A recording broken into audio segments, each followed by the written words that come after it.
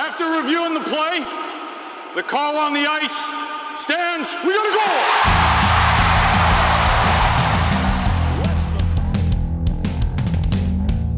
goal! It's time for the Red Line Review with Mike and Andy. Nice guys never get the one they want. Oh yes, oh yes, oh yes.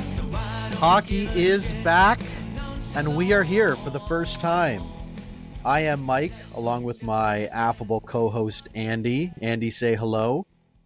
Hello, I am Andy. Oh good, you've worked on the cough button, I can see. Like, look at us, we're improving already. We are two not-so-hockey fans. I am a New York Rangers fan. Andy is a Toronto Maple Leafs fan. And we decided that, I think Andy's hilarious, so we're going to have a podcast here, and we're going to take a spin around the NHL this season and see what we find interesting, what we find funny, what frustrates us, what we love, what we hate. And, today is Tuesday, October the 10th. 3 games kicking off tonight. We have Chicago and Pittsburgh. Is the game in Chicago? I thought it was in Pittsburgh.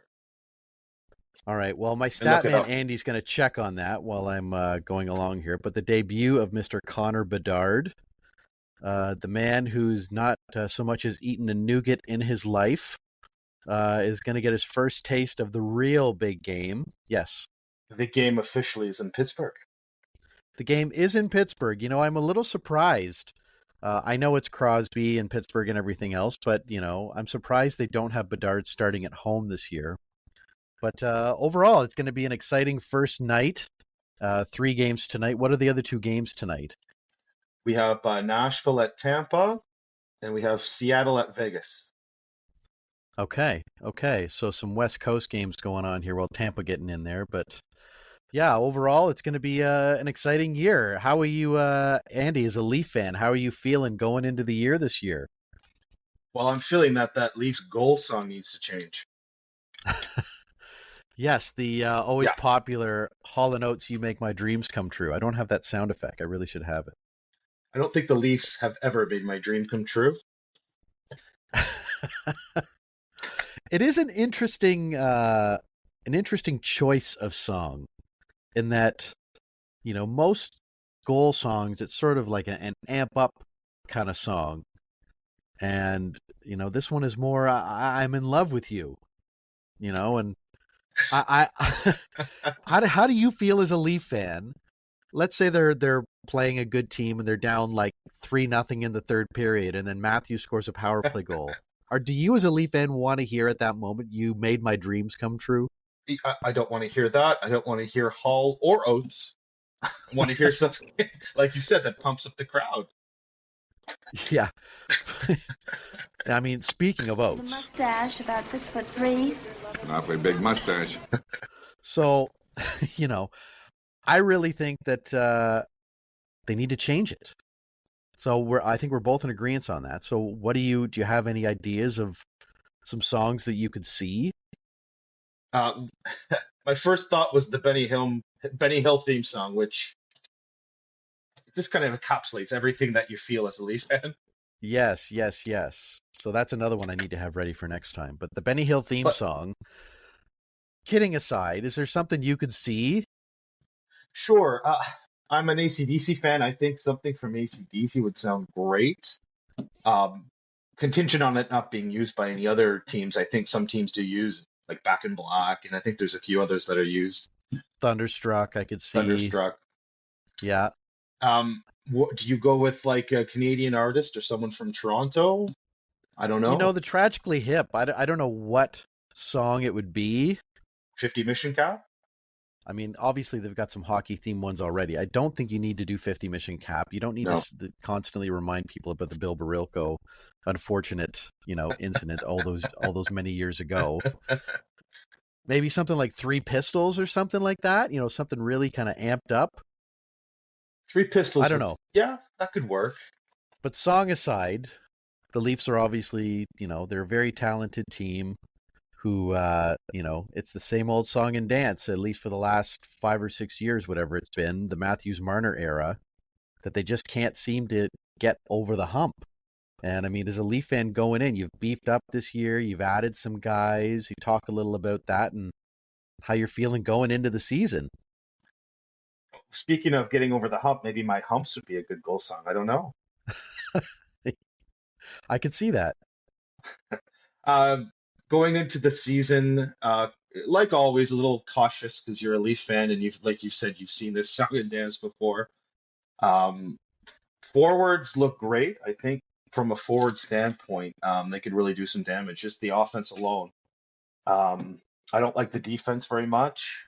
I think there is it kind of tails off after the first four, and really we don't have a top pairing defenseman on the team. And I think that's going to be an issue. I think they have the offense to kind of do some damage, but like you said, it's all about the playoffs. So we'll have to wait and see what happens when we get to the playoffs. And how are you feeling about the off-season additions? I think Bertuzzi's a perfect add. I think that's the kind of guy they need who could play in the top six that kind of take no prisoners. He's not really a big hitting type of guy, but he's a hard-nosed guy that will stand up for Drives himself, people will stand up for crazy. others. Absolutely a pest.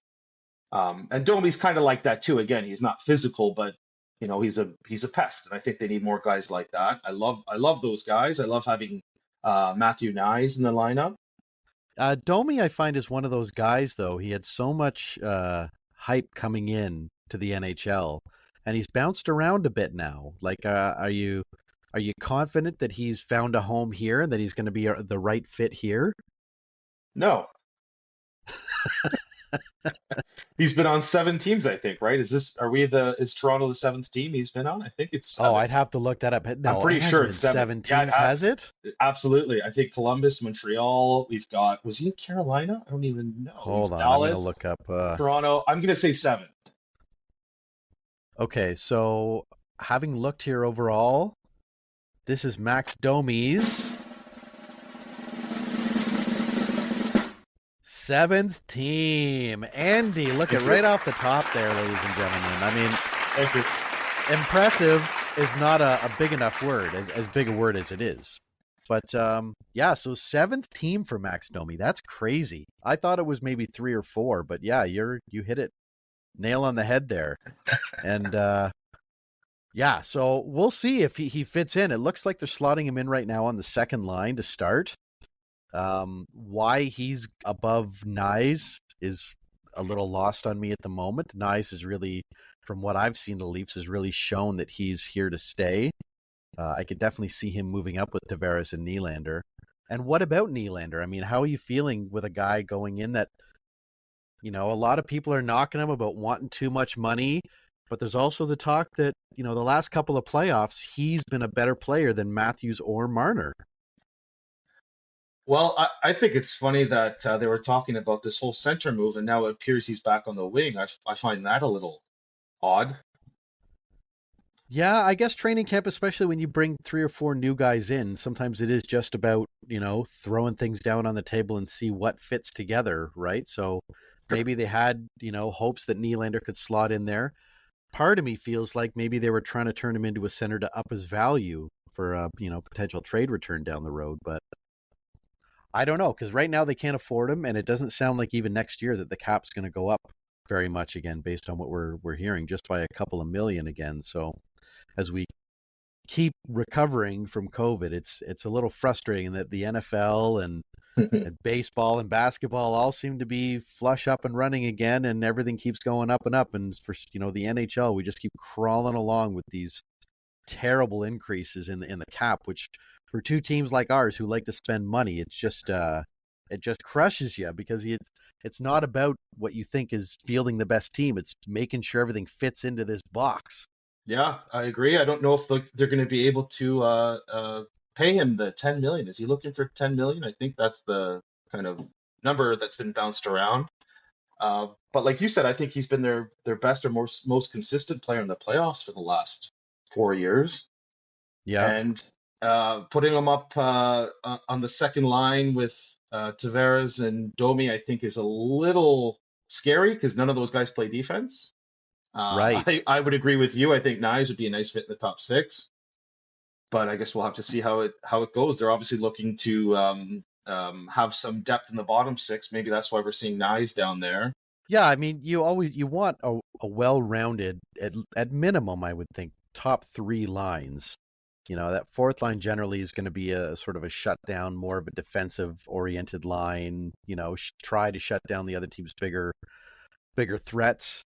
But yeah, we'll see. Because I'm a little concerned that you guys have added some beef, you've added some toughness, some scoring.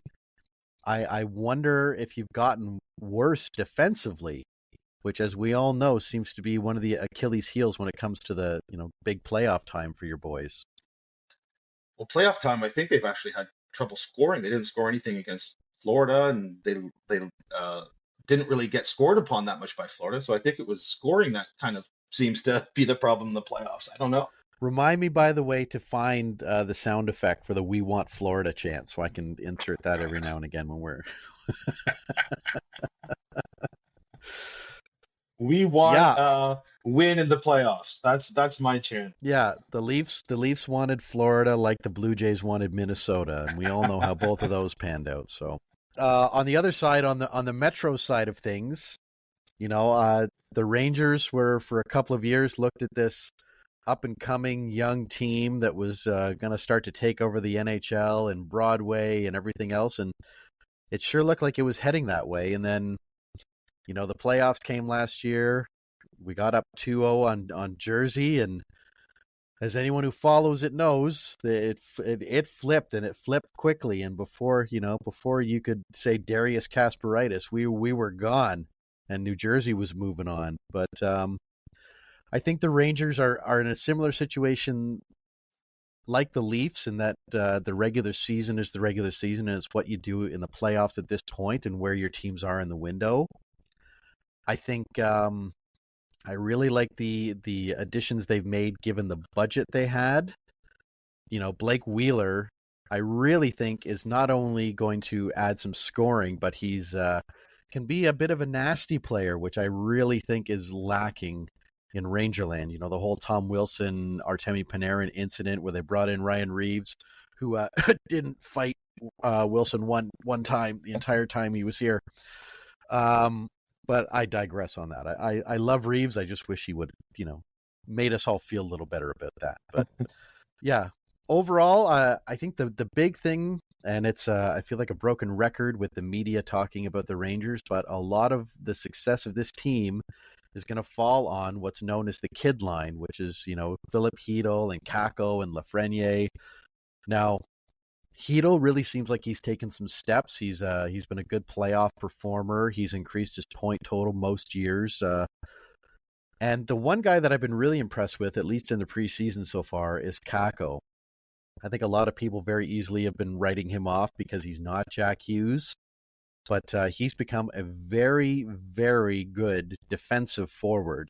And I really think the scoring is going to come around. And I think it's been an important few years of shaping the player he's become so that he's not just a guy who's going to fly down the wing on 2-on-1s and one-timers on the power play. He's going to be a guy that you're going to trust out there late in games. And I think he's really turning into the kind of player we had hoped he would be. Once the offense clicks a little bit more, I think it's really going to be exciting.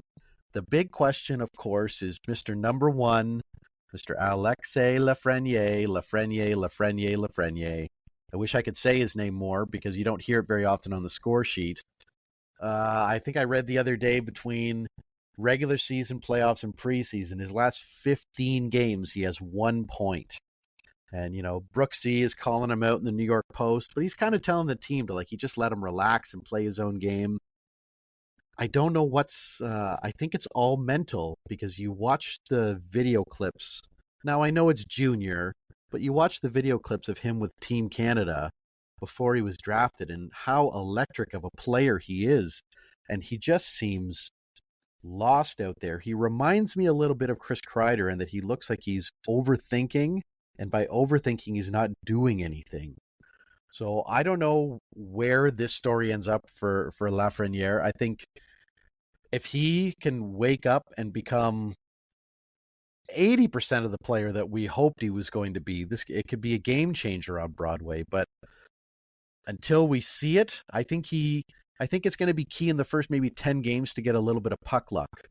to get maybe a couple of ugly goals to get on the score sheet to build that confidence up. And once he gets going, I think if he gets going, I love the defense overall. Trouba and Keandre can be a little dicey at times in their own end, particularly Mr. Trouba, as much as I love the hits. But yeah, I love their goaltender. Well, I love their starting goaltender. I don't know how I feel about Jonathan Quick yet. I mean, his save percentage is lower than Dalton Varshaw's batting average. So, sorry, throwing the baseball back in there again. Go I ahead. didn't put my finger up. I'm sorry, Mike.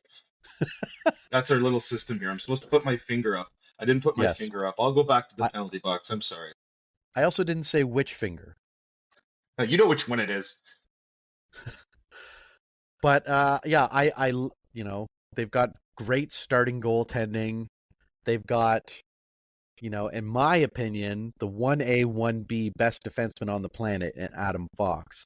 And I feel like people always say it's Makar, and then it's kind of everybody else. I think Fox is as good as Makar. And I think people who feel the opposite way don't watch enough of Adam Fox and what a cerebral game he plays. Maybe the best passer on the planet, in my humble opinion. But I mean, you've had a little bit of a look. I know you're not a Ranger fan, but like, from an outsider's perspective, what are your thoughts going in? Sure. I like Trocheck. Is he your third line center? Trocheck, Vincent Trocheck. Trocheck, Yeah. yes. He came over. I think he put up 60 points for you guys last year. He's a beast in the face-off zone, and I'm a big fan of him. So you've got guys like him, Blake Wheeler, who you mentioned, Goodrow. You've got some nice guys that can kind of play in the bottom six, but I can see Lafreniere playing with some of those guys. Maybe that would help build his confidence, as opposed to just putting him with all the other kids and expecting him to kind of dazzle. I'm just hoping that he finds somewhere that he feels comfortable and can get back to the kind of game he plays. I'm excited about Will Cooley, the big tough forward that's got a little bit of a scoring touch that's going to be, making I think he's played maybe a game or two before, but he's going to be having his first full season, it certainly sounds like. And they got Brendan Othman waiting in the wings down in Hartford, another left winger. But Heedle's going to be playing with Panarin. Panarin's had more centers than Spinal Tap's had drummers. They keep trying to find fit after fit for this guy. And, everyone seems to be like, pretty good. Artemi Panarin should be a perennial 110-point guy, but he constantly is in that sort of high 80s, low 90s. I think he got to the high 90s one year. They've tried with Zibanejad with him. They've tried everybody. So I don't know. We'll see what's going to happen. He shaved his head. I don't know how I feel about that. It's hard to recognize him out there without those golden curls coming out. But yeah, I'm excited overall. Everyone's picking the Devils and the Hurricanes, and they're both going to be tough. Pittsburgh's going to be tough. Yeah, Andy, go ahead. You have New York finishing above both, or either New Jersey, Carolina? I think if everything goes well for the Rangers, I think they could finish as high as second in the division this year. And I think worst case scenario, they're battling for a wild card and maybe just miss. Wow. But I think whereas the Leafs are probably one of the front runners to have one of the top records in the league, I definitely think the overall outside expectations for the Rangers are slightly lower, as much as there's the hope that things are going to go well. But I think that you're going to have Carolina, New Jersey, the Rangers, and Pittsburgh are my likely four to get in the Metro. And on your side, I mean, boy, oh boy, it's tough. I think the Leafs are in. I think Tampa's in. I think Florida's in. And I don't know. Could be, Buffalo and Ottawa are both. I feel like I'd be a little nervous if I was a Leaf fan. I honestly look at like the Phillies and the Columbuses of the world, and they don't really appear on my radar very often, just because they're sort of middling in mediocrity, which I absolutely love. But yeah, I mean, how are you feeling about the rise of that division? I mean, that is turning into, it already was, but it's really becoming a really tight division. Yeah, you've got Boston, who you have to assume is going to start going down those standings. I expected that last year. Then they had 130 points. Um, Boston's always tough. Ottawa looks good this year. Like you said, Buffalo has so many good young players. That whole division is just kind of right for somebody to come in and take it over. Tampa's doesn't have a goalie for the first 2 months, right? Is Yeah, Vasilevsky very out? true.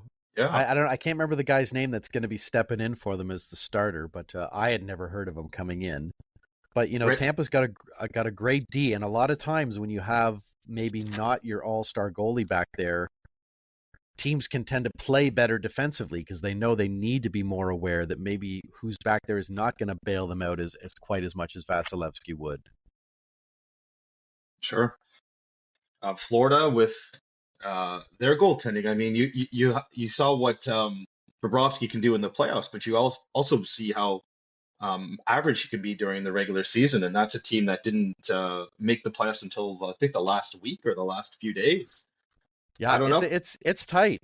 It's tight. I think I don't necessarily look at any team like a Boston this year, given that what they've lost. Now Boston's always going to be Boston as long as guys like Marchand are around. But I really think the East the East is going to be very tough and very wide open. That's how I see the East this year. Yeah, I think it's going to be an exciting year. Some players have changed jerseys as they often do. Yeah, I'm really really excited for I guess for Thursday in particular to really get things going. I know you've got the Habs on Wednesday, right? Yeah, who do you guys have? So Thursday, we play in Buffalo. So, Oh, there's a good. team that has a lot of hope. But look at you starting off as a Ranger fan game one already, because I know you want us to beat Buffalo. So, um, yeah, they're a team, that could be battling us for Mr. Patrick Kane's services in a couple of months. And I heard the Leafs actually might be involved in that. I don't know where your team or my team is going to get the money to do that, but I really don't see Kane as much money as he probably has. I don't see him signing a veteran minimum contract anytime soon. But yeah, it'll be interesting. And what about the West? Like, how are you looking? What are you thinking about the West this year? I did a ranking on Yeah, a piece of paper with a pen. I don't, you always, I'm not exactly we technologically. we are we are a professional outfit here, ladies and gentlemen. I've got Dallas, Colorado, and Minnesota in the Central. I think it's going to be close between those three, and then I have no clue after that. Yeah, I think teams like the Blackhawks are definitely going to be on the rise. I don't think they're going to come anywhere near to the playoffs this year. I think it would not shock me if Connor Bedard hit 100 points this year Wow. because I think they are going to play the snot out of this kid. Um, I don't think they're going to overextend him. I think they're going to be careful with their meal ticket. But this is a guy, like I said, that's what do you say? He's never eaten fast food in his life and all this other. He's probably never even heard of the internet before, right? He skates and that's it. But yeah, I'm excited to see what they do.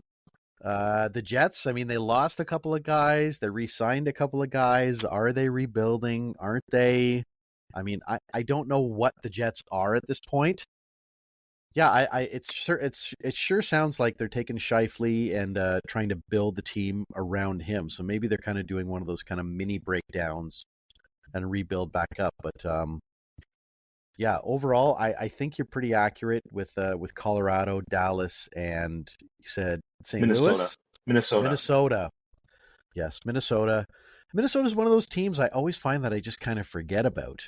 But, they can be a very exciting team, and Minnesota is such a rabid hockey state. Their college hockey's nuts, and they love their wild. And they just don't get the national coverage a lot of the time. Yeah. Of course, being a Ranger fan, my boy, who I was a little heartbroken, he re-signed the other day, Mr. Zuccarello. I was kind of quietly hoping maybe if the Wild had a downturn, that maybe may be available as like a cheap rental to come back to Broadway. But all for naught. And over in the Pacific, first of all, on a scale of 1 to 10, have you seen the new Golden Knight rings? And what are your thoughts on these things? So the answer is no, actually. I haven't seen this. You have not seen them. No. Well, this ring is something else. Let me see if I can pull this up for you. We are an audio show, but we are able to share video with each other. We might turn into a video show down the road. We don't know. Okay, so here we're Okay. both looking at the ring now. You can see over here, Wow. that's what it looks like. And the top comes off, and it looks like the inside of their arena on the inside. Wow. And this Okay. part can be worn as like a Night. pendant, I guess. It's But that is nighttime. I'm not a Golden Knights fan, by any stretch of the imagination. You know, good for them. They won. They're the reigning champs. There's no one can debate that. You know, I'm one of those people that I I like it when a new franchise sort of has to go through 10 or 15 years of misery to kind of earn their stripes. Vegas obviously did it very smartly and a lot better than a lot of our teams that have been around for forever have been doing it. So congratulations to them. But that ring, I'm not normally big on jewelry and all that stuff, but that ring is a solid 10 out of 10. You're giving Points that for a 10. creativity. Wow. That's a 10. Had it just been the regular diamonds everywhere and everything encrusted, I probably I wouldn't even be bringing it up. It's the arena on the inside that puts it way over the top for me. Yeah, I give it a 9 out of 10. I think the nighttime, that's the point I'm docking for the nighttime. Come on. Yeah, you know, I'd argue that if I could. Sure. But I think Vegas, you know, Vegas is solid as always. The Oilers, you know, the Oilers are a great offensive team. I think they're starting to come into their own on the defensive side. Goaltending's still a bit of a question. Yeah. But I think, you know, I think they're continue to head in the right direction. But I know a lot of Oilers fans get frustrated because they have these teams that they're very excited about and they can't get over the hump.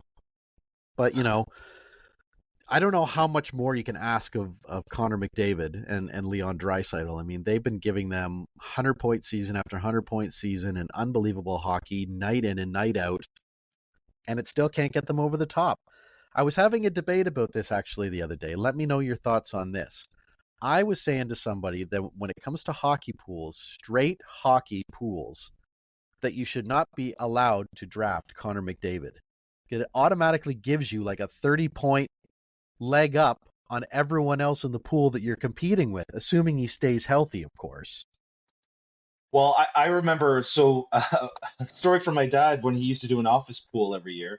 Whenever it came to Gretzky, people would just save and wait and outbid each other for Wayne Gretzky because they knew he was going to lead the postseason in points, and whoever had Gretzky won. So I guess Yeah. it's kind of the same thing. Yeah. Yeah, it's you know, I'm in a pool tomorrow night. Why it's starting a day after the season starts, I don't know, but yeah, it's one of those things where we're not going to know what the order is until the draft room opens. So I think every one of us are kind of quietly hoping. I normally like to be in the middle of a pool, Yeah. middle of the order, so I don't have to wait as long to get my picks in, and you generally have a better team that way. But boy, oh boy, if I can get that number one, I would definitely hop on that. But Well, I guess that's yeah, the point. You've got to wait all that time until your next pick. So yeah, maybe it's not that much of an advantage. I mean, potentially, but again, Connor McDavid is such a shapeshifter, a game changer. It's just, it's almost unfair that you're able to draft him. But I mean, going back to the division itself, I think, yeah, the Knights, the Oilers, everyone's really jumping on that Kings bandwagon. Los Angeles looks good. Yeah. And then we've got yet another successful new franchise, the Seattle Kraken, who, you know, Ron Francis and company just going in there and not even righting the ship. They just bought the right ship, you know, and I think they're another team that's on the rise, and Seattle sure looks like an exciting place to play. They've got good energy, good crowd. You know, I'm sure there's plenty of people who have been to enough Western Hockey League games out there that transitioned into the NHL, and you know, hopefully they get a basketball team back soon. But I'm happy for their, I guess, success overall, as long as they don't win a cup anytime soon.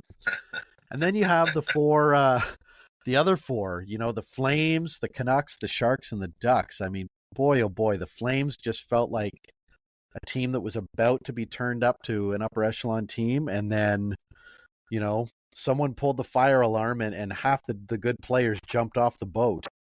I don't know what to make of them. Kadri's their captain now, I believe.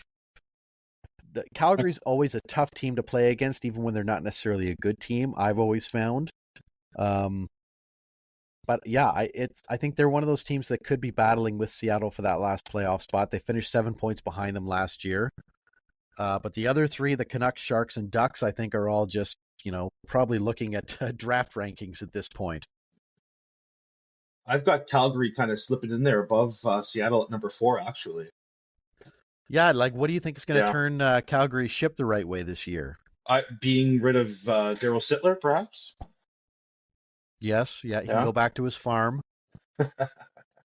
Yeah, Huberdeau, went from a 100-point player to a 60-point player. I think you'll see a rebound there. Same with Markstrom. I could see them making progress this year, doing some damage.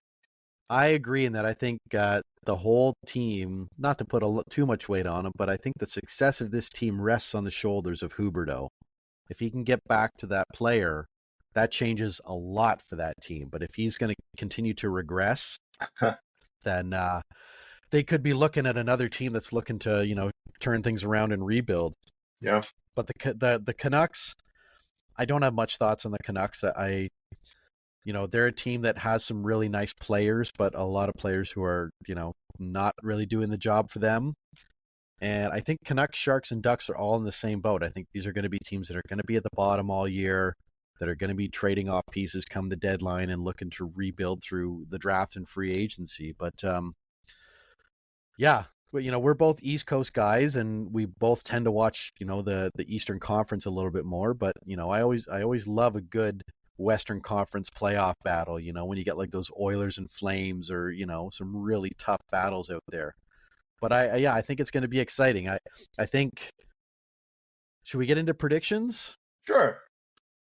Okay, so I think if I'm going to go in the Western Conference, if I'm looking at the Western Conference Finals, I am going to say that it is going to be, now I feel like I'm not really going out on a limb here, but I'm going to say Edmonton, Colorado in the Western Conference Final. And I think Colorado wins again and makes their way to the finals. In the East, I think, I don't know how you're feeling as a Leaf fan, but I'm going to say, you know what? I think it's going to be a bounce back year. And I think in a lot of ways, Vasilevsky having this time off is going to benefit him further on down the road this season.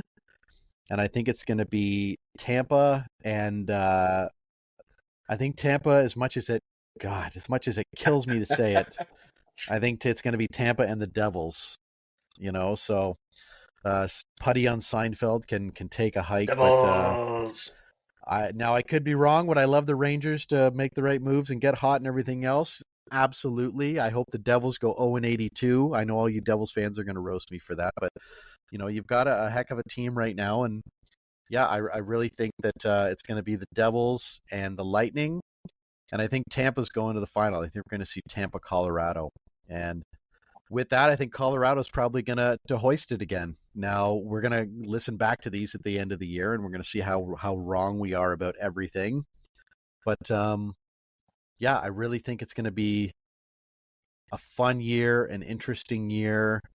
Hopefully lots of news, hopefully lots of moves, lots of heckles, lots of jekylls, so we have lots of stuff to talk about. And with that, I'd like to bring on Andy for his predictions.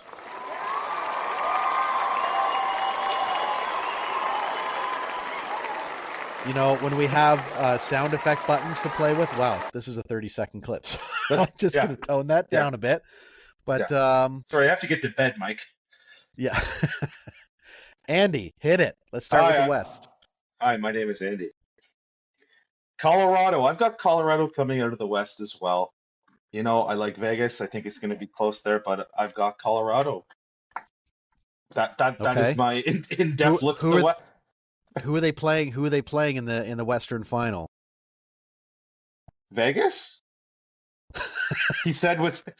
I'm taking that clip, by the way. The way you just said Vegas is definitely becoming a new sound effect on this show. You tried to tell me we built a time machine out of a DeLorean.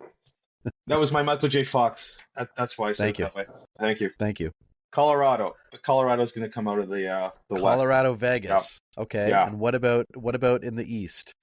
Oh boy. There's a team in the East called the Toronto Maple Leafs. I don't know if you've heard about them.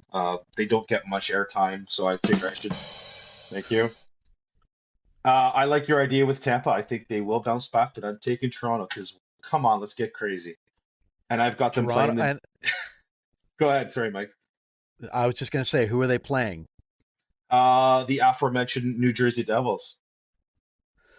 So you're telling me that the Leafs, and are they gonna beat New Jersey?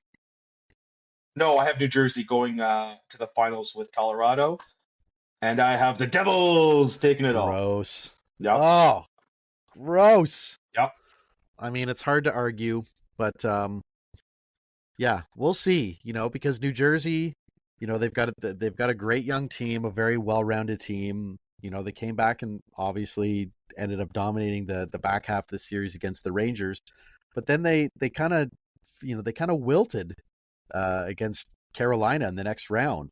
So, who knows? They're goaltending. They got young goaltending. We'll see if that's going to pan out for them. But yeah, they sure have a tough team put together this year. And all right, so you got the Devils and I've got the Avalanche, but we both got the Avalanche in the final. Yeah. That sound good? Good. All right. Well, I think we're getting near the end of our first episode here, but overall, are you excited? Are you ready to go? You ready to drop the puck? Yeah. Yeah, it sure sounds that way. It's the Leafs. Come on. What can you do? All right. Well, time will tell. We're only a few hours from puck drop. Follow us on Instagram, TikTok, where else? X, or Twitter as it's known. We're going to get the audio of this up on YouTube. Like, subscribe, tell your friends, retweet, come back and visit us again. Everything will be on iTunes, Spotify, everywhere you can look once we get it all up. For the Andy Man, I am Mike. Have yourselves a great day. And yeah, we'll see you on the ice.